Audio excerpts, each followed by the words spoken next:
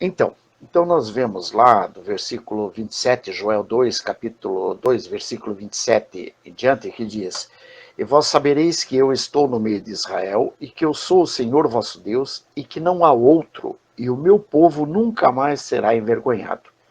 E há de ser que depois derramarei o meu espírito sobre toda a carne, e vossos filhos e vossas filhas profetizarão.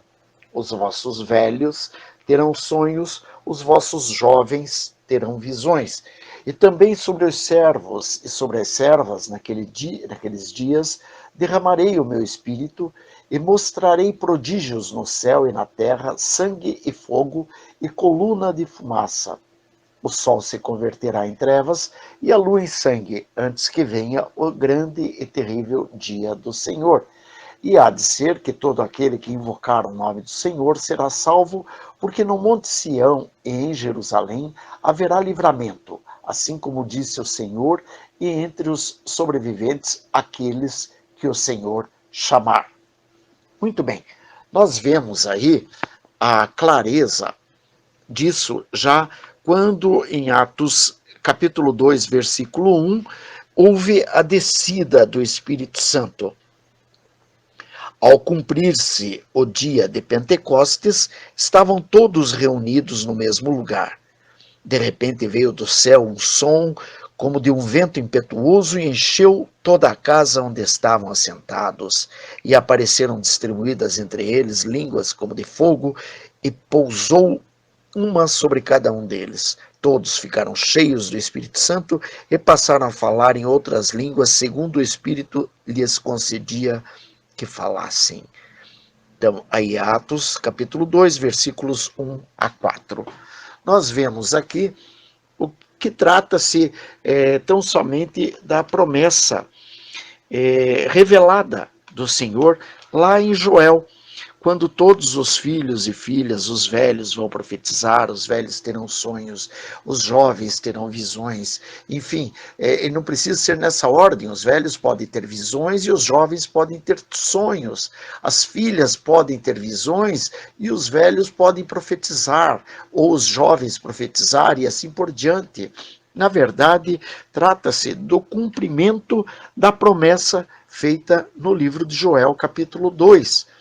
Então nós vemos claramente Deus manifestando a sua glória, porque a sua glória não está apenas na satisfação material, como muitos querem ver, mas também e muito mais fortemente na satisfação espiritual, na satisfação da graça, através da abundante efusão do Espírito, mostrando que ninguém ficará confuso sobre o significado da promessa, porque e nem em dúvida, porque ela se refere exatamente ao cumprimento conforme nos mostra o apóstolo Pedro, lá no livro de Atos. Né? Quer dizer, não há motivo nenhum para a gente achar que tenha algo além. Não, está tudo muito claro.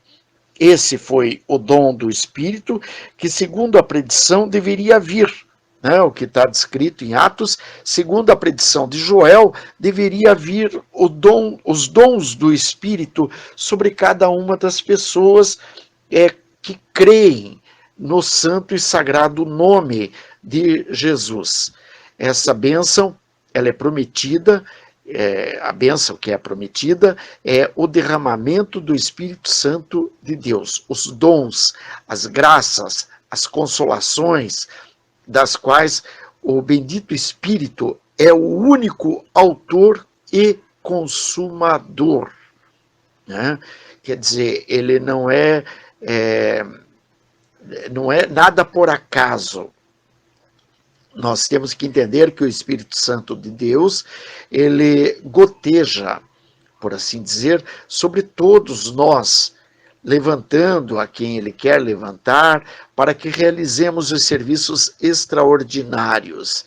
E dessa forma, ele goteja também entre pessoas, às vezes, que até nos surpreende na nossa trajetória, porque a gente pensa, nossa, mas aquela pessoa, acontece que o Espírito Santo de Deus usa a quem Ele quer. E devemos lembrar que quando nós nos calarmos, as pedras clamarão. Resta a pergunta: será que você está preparado para quando se calar, as pedras clamarem? Veja, é muito complicado e muito perigoso esse tipo de coisa. Imagine você, de repente, ouvindo uma pedra gritar na tua frente. Isso significa que você estará em falha com Deus, numa falha muito grave com o Espírito Santo de Deus. Portanto, nesse caso, as pedras vão clamar, como aconteceu com Balaão, quando Deus buscou e, ao ver em volta, o que ele encontra? Uma mula, e ele usa a mula. Ele faz com que a mula fale com Balaão. Quer dizer, nós estamos vendo que isso são profecias já para os últimos dias e que já estão se cumprindo desde o tempo dos apóstolos, né, porque foi quando os apóstolos reunidos viram as línguas repartidas, fazendo com que profetizassem, etc. Então, essa é a palavra que é a promessa de misericórdia descrita no livro de Joel, capítulo 2, versículo 27 a 32. Que Deus abençoe, proteja, guarde, liberte, restaure, em nome de Jesus. Amém e amém.